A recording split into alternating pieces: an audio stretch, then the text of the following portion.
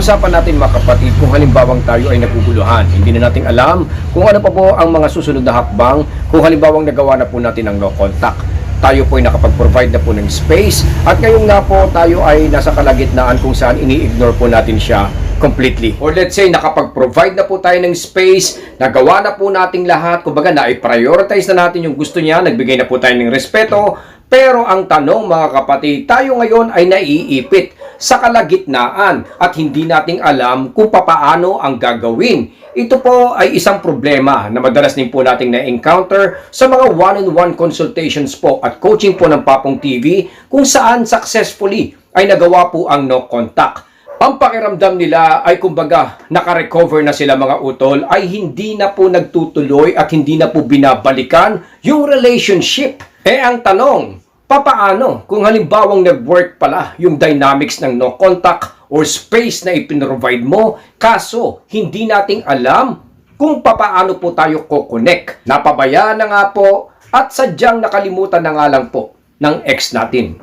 Kumbaga, hindi na po naging priority sa bawat isa na magkabalikan pa, wherein technically ay umepekto naman po talaga yung no contact. Hindi lang po talaga na follow up. Yan po ang pag-uusapan natin ngayon mga kapapong para malaman natin kung ano ba yung mga pwede nating gawin, mga idea para kumonek uli or para manumbalik uli yung relationship yung dalawa. Kung ano ba ang pwede nating gawin, mga paliwanag para halimbawang hindi naman po tayo magmukhang desperate or needy kung halimbawang tayo nga po ang aabot sa ex natin pagkatapos po ng isang proseso tulad nga po ng no contact or radio silence. Dapat po nating maintindihan na kung ito po ay ginawa natin noon at an early stage nga po ng breakup ay maaaring hindi po ito magtagumpay or bigyan man lang po ng atensyon. Dahil syempre no mga oras na yon kapatid ay punong-puno po ng mga negative thoughts. Kung halimbawa nga pong nagkaroon ng third party, syempre ang tingin sa atin dito, tayo ay isang malaking obstacle. Natural lang naman po na hindi po tayo pansinin at the more we push mga utol, for example lang po, ay lalo po siyang lalayo sa atin. Kung halimbawa naman na parang nawalan po siya ng interest or nawalan nga po ng attraction mga utol, syempre the more na magpupush po tayo dito, the more na magpapakita tayo, ay ganun din po ang magiging resulta. Kahit anong gawin natin mga utol ay hindi po tayo papakinggan.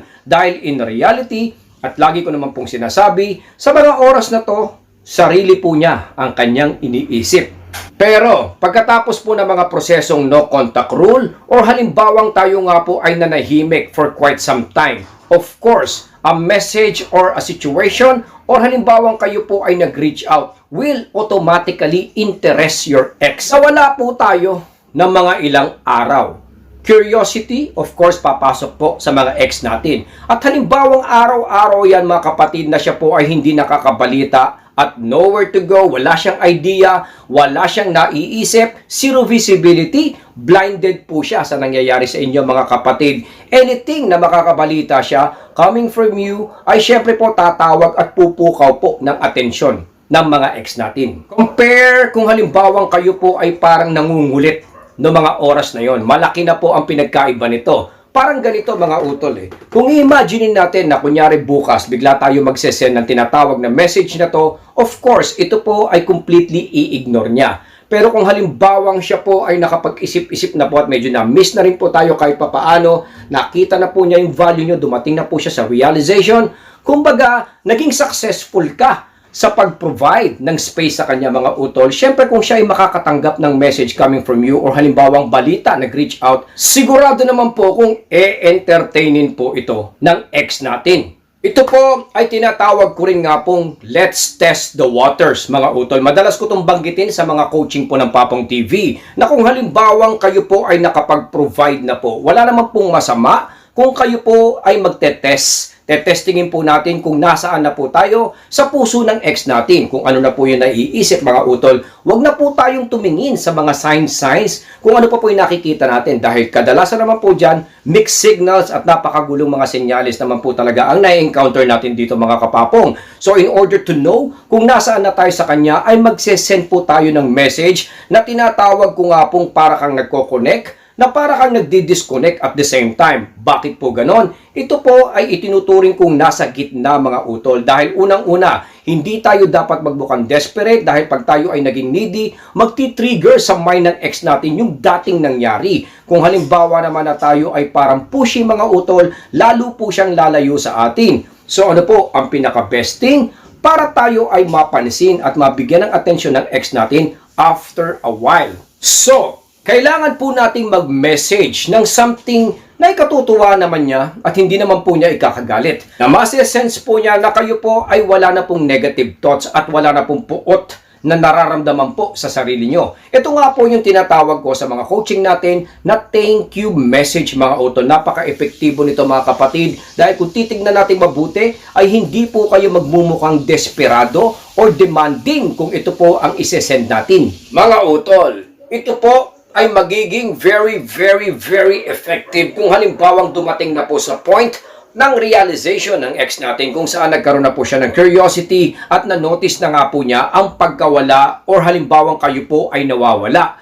Dito po siya magkakaroon ng interest, mag-grow po ang kanyang sense of wonder mga kapatid. At syempre po, anything coming from you ay siguradong bibigyan niya ng pansin. Dito po magiging epektibo ang tinatawag natin na thank you message. Kaya po ito thank you message mga kapatid dahil ito ay kumbaga parang kakalabitin lang natin ang ex natin. Kumbaga parang saying how are you, kamusta ka, without asking anything at without demanding anything. Kung saan dito niya mararamdaman na kayo po ay hindi naman po naghahabol sa kanya or let's say binabalik-balik nga po na makipagbalikan sa kanya. Alam kong maaaring nag-works na po yung dynamic sa kanya mga utol, pero dapat pa rin po ay hindi niya ma-sense na kayo po ay nagde-demand or after po doon kahit po sa mga oras na to. So the safer way to do that is kailangan po nating mag-send ng message sa kanya kung kailan alam natin na siya po ay hindi handang mag-retaliate sa inyo mga utol. Bakit po? Hindi po kasi natin kailangan ng immediate response na kung saan masesense natin na parang hindi niya pinag-isipan yung nangyari.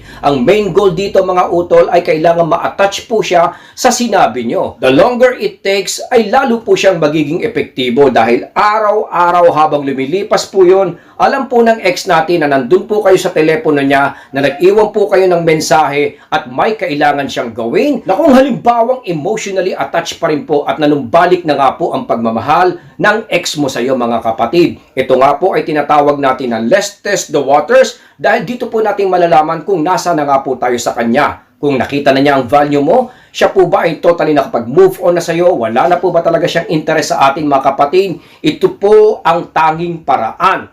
Thank you message mga utol ay kailangan po ganito. Thank you, X. Pangalan po ng X natin. Salamat, X. Second part of the letter ay magbibigay po tayo ng hint na gusto po natin siyang makausap, gusto po natin siya sanang makita, only to thank him or her. Wala po dapat siyang masense kung ano po yung mga aim at target nyo talaga sa kanya. Ang kailangan lang po niya maramdaman dito na kayo po ay nagpasalamat bigla-bigla. Kung saan magkakaroon po ng dynamics na mag-iisip po ang ex natin na kayo po ay nag-message at nag-reach out. Dito po kasi siya mapapaisip kung ano ang pinasasalamatan nyo po in the first place. It will make him or her wonder.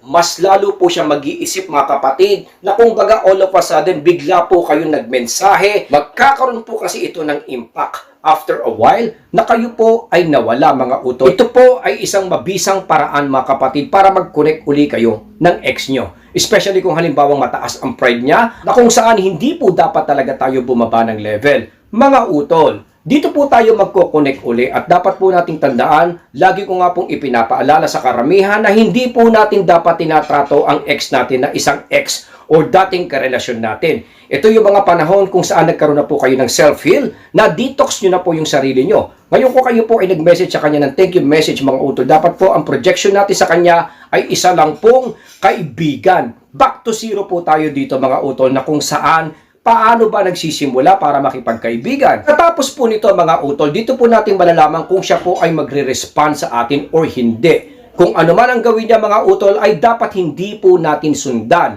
Kung siya naman po ay magme-mensahe sa inyo or magre-reach out, dapat tandaan po natin na 2:1. Kailangan 2 beses po siya mag-e-effort bago po tayo sasagot ng isa. Sa ikatlong part po ng letter na to mga utol ay dapat banggitin din po natin na kumbaga gusto natin siyang makausap just to thank him or her pero nire-respeto po natin yung space na nangyari po sa inyong dalawa. Dapat pa rin po kasi niya maintindihan na respetado at positive pa rin po kayo sa nangyari. All in all, kung titignan po natin ang napakaikling mensahe na to mga utol ay wala pong sign of desperation dito. Kung akong inyong ex, minahal ko kayo dati, nakarelasyon ko kayo, nagka-problema tayo, and once in a while na detox na po to, nawala na po yung mga negative thoughts, ako po ay magiging very excited at mapapasmile po kung makaka-receive po ako ng message na katulad po ng ganito, coming from you mga utol.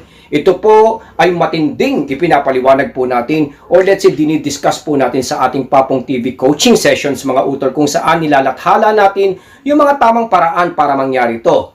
Mga kapatid, medyo marami-rami na rin pong nagkabalikan dahil sa simpleng sulat na ipinapadala natin katulad po nito. Maraming salamat po sa inyong lahat. I hope na nakatulong po tayo dyan. And syempre po maraming salamat po sa mga sumusuporta.